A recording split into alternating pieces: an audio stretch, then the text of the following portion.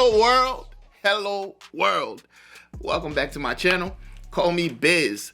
Philomena Cunk. Alright, this is best Philomena Cunk moments 2. Part 2. Alright, I did part 1. Y'all comments were interesting, okay? I'm aware of a few things now. She's a comedian playing, a character, right? She's a comedian playing a character on a show. And she's funny. I think she's hilarious. But we're going to talk about that at the end, all right? Look, if you enjoy this content, hit that subscribe button. Like the video if you like the video. Leave a comment, okay? Let me know you were here. No more ghost watching. It's 2024. If you ain't got nothing to say, just be like, I was here. Let's watch. This is funny. Economists think that they can... He look exhausted. Let's go, girls. All right, in the middle of the interview. So this was a very popular one, which would go like this. My old man said, follow the line and don't dilly-dally on the way. That sort of rhythm was very popular. So why was that considered entertaining? Why did they fire shells at each other? Because shells wouldn't really hurt, would they? Unless they were those razor clam shells, because they're quite sharp, aren't they? Well, these weren't seashells. If Shelley's one of the greatest poets in English literature, how come nobody gives a shit about him today? That's a complicated question. Austen wrote novels, which are books, which look like this on the outside and this on the inside. Filled with words it's almost impossible to care about. Queen Victoria was born in 1819, in the usual way, out of a woman. It was hard to tell that this infant would grow up to be queen, because her crown hadn't yet formed. It was just hair, which must have been a relief to her mother as she was pushing her out.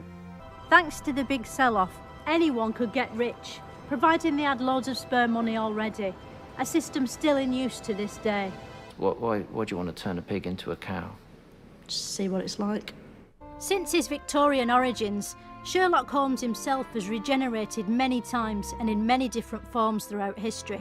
From drawings, to black and white man, to a black and white man in colour, into a cricketer, and even an alien. Who was the Darth Vader of the Empire? Was it Queen Victoria? You probably wouldn't have had anyone quite as powerful as Darth Vader, as, if you like, a supreme leader. What about Luke Skywalker? I think many people would have liked to have undertaken a Skywalker-like role as a saviour, but there probably weren't too many of those around. Chewbacca? No, I think that's stretching it. He was one of the greatest orators of all time, and some of the phrases he used still resonate today, such as finest hour, never surrender, and of course, we shall fight them bitches. Hello, who are you? I'm Doran Swade. I'm an historian of computing, and I was responsible for building this engine. So what games does it have? It doesn't have any games. It must have, like, some basic games, like Mario Kart or Snake or... I'm afraid or not. Patience, like the shittest one. It must have Patience. I'm afraid it doesn't. It doesn't have any games. None whatever. It just does mathematical calculation. I'll choose important. So it's not significant. Who's Ron? Ron? Is there a Ron? Yeah, the one that wrote all the poems and signed them by Ron. Yeah, that was his family name, Byron. Lord George Byron. Oh, right, okay. Yeah. Jane Austen died in 1817, only to be reincarnated 200 years later in the form of this banknote. The Victorians had horse-drawn buses, but you never see horses drawing anything these days, do you? When did they lose the ability to draw?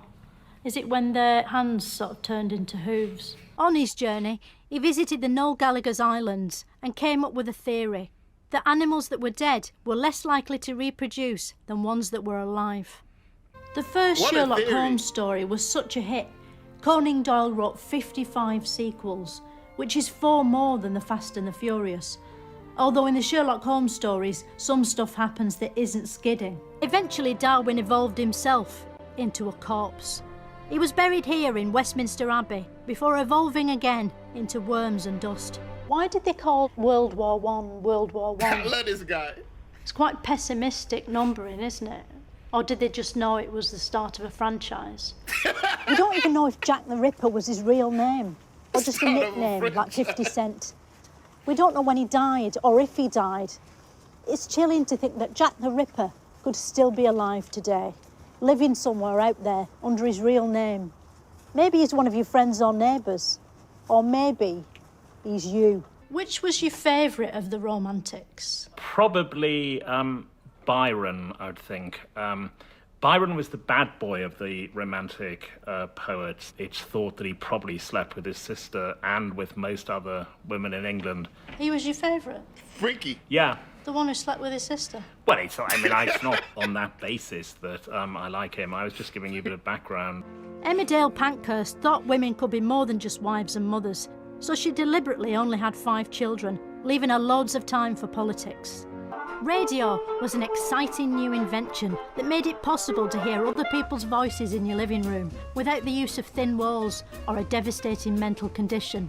Eventually, women did get the vote after the next bit of history, but I can't skip past the next bit because the next bit is war, and men will find that interesting. Along the way, I'll be shouting at helicopters! The First World War was started by the killing of one man, Franz Ferdinand. You've probably never heard of him, or the band named after him. But he was dead important, by which I mean he was only important when he was dead. Luckily, a man called John Logie Baird was about to give birth to television. Not literally out of his vagina, but metaphorically out of his shed. Inspector Phillips. What is Inspector Phillips? Oh, I made that one up. That was just a trick question. Okay, well, it didn't work. Sounds real though, doesn't it? Inspector Phillips. No, I instantly knew that it wasn't a real one. Less successful with the Suez Crisis. What was up with the sewers? Did someone try to flush something that was awful? No, the Suez Canal. What, the canals used to be sewers? That's disgusting. No, Suez. It's a place. All right. Luckily, Britain had a hero on its side, a man whose name will never be forgotten, Winston Churchill. In the war, there were lots of songs taking the piss out of Hitler, weren't there? How come they don't sing those sorts of songs anymore? Well, he's not around anymore, so it's not so amusing. Where is he? Well, he's dead. He's dead? Yes. Oh, right, so it'd be disrespectful to Well, not so much ill of him. disrespectful as pointless, really. Pointless. A bit pointless. Yeah. What made the war harder was that we didn't know what the Germans were planning, because they said it in a sort of code language known as German. And also, walking somewhere impressive with my mouth shut, while my voice speaks anyway, like I'm talking aloud in my own head. During this Suez crisis, events in Suez reached crisis point. More research needed, make sure script amended before voiceover record. But Heath soon found himself facing a financial crisis, the likes of which the world only sees about every 10 years or so. Was there a miniskirt for men? You know, like trousers that just stopped under the balls? No, there wasn't a miniskirt for men. That seems like a shame. For whom? For men. On my odyssey, I'll be starting sentences in one location. We don't need that. And finishing them in another. This one I feel like was way more out of context than the first one, but the sarcasm is at an all-time high. Whenever I see comedians who have the ability, of course it's scripted, but to take something serious and make it sound ridiculous, it's always fascinating. It really makes you think you could really make anything sound ridiculous.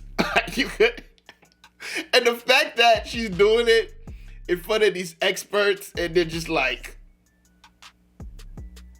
okay, that's funny. That's funny. That was cool. Y'all know me, man. I'm getting a little bit more into British comedy. I think the sense of humor there is different. It's definitely different than what we see in America. Completely different.